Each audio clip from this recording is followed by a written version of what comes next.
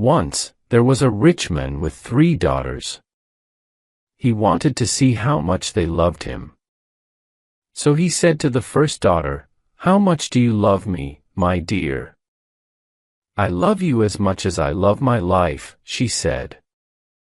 Satisfied, he asked the second daughter, "How much do you love me, my dear?"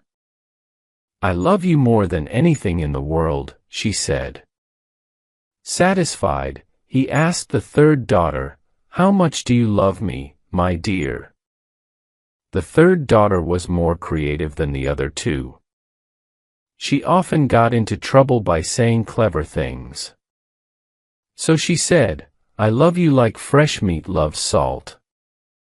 Her father frowned. "You don't love me at all," he cried. "Get out of my house." And so he threw her out of the house. The girl cried and cried, but she had to find a way to live. So she walked until she reached a marsh. There, she took lots of long grass and made it into a cloak. The cloak covered her whole body, and hid her expensive clothes. Then she walked until she came to a big house. She decided she would not tell them she had been thrown out. She would pretend she was just a young woman looking for work. "Do you want a maid, or maybe a cook?" she said. "No, we don't," they said. "I don't have anywhere to go," she said. "I don't need wages, just some food and a place to sleep. I'll do anything, and I promise I won't get into trouble." "All right," they said. "You can make soup and wash the pots." So the girl stayed there and worked as a maid. She made soup, washed the pots and did all the work that nobody else wanted to do. Because she had no name, they called her Cloak of Grass. One day, there was a dance happening on the other side of the marsh. Everyone could go and dance, and see all the rich people. The people in the house asked Cloak of Grass if she wanted to go, but she said she was too tired, and stayed at home. But once they were gone, she took off her cloak of grass, cleaned herself and went to the dance. She had the nicest clothes there, and everyone looked at her.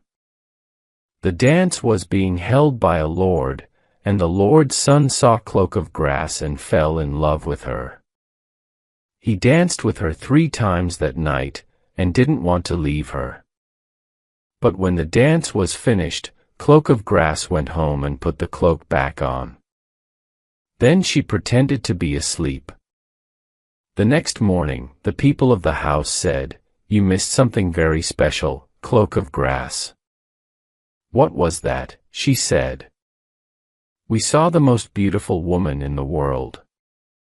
The Lord's son couldn't take his eyes off her." "Oh, I wish I could have seen her," said Cloak of Grass. "Don't worry. There'll be another dance this evening, and we're sure she'll be there." That evening, everyone went to the dance again. Cloak of Grass told them she was too tired, but once they were gone, she took off her cloak, cleaned herself and went to the other side of the marsh. The Lord's son had been hoping to see her, and he was very happy when she came. They danced all night, and he never took his eyes off her. Before the dance was over, she disappeared and went home. When the maids came back, they found her in her cloak of grass, pretending to be asleep. The next day, they said, "Cloak of Grass, you should have been there." The beautiful woman was there again, and the Lord's son never took his eyes off her. "Oh, I wish I could have seen her," said Cloak of Grass. "Don't worry. There'll be another dance this evening. You really have to come this time. She'll definitely be there." So in the evening, Cloak of Grass told them again that she was too tired, and waited for them to leave. Once they had left, she took off her cloak and went to the other side of the marsh. When the Lord's son saw her, he was really happy. He danced with her again and again, and asked her lots of questions. But she wouldn't tell him her name or where she was from. So he gave her a ring and said that he must see her again, or he would die. But before the dance was over, Cloak of Grass ran away and went home. The maids once again found her pretending to be asleep. The next day, they said to her, "Cloak of Grass, you missed the beautiful woman again. And now you will never see her, because that was the last dance." "Oh, I wish I could have seen her," said Cloak of Grass. Meanwhile, the Lord's son tried everything he could to find the beautiful woman. He asked everyone about her, but he could find nothing out. He was so in love with her that he felt sick, and he had to go to bed.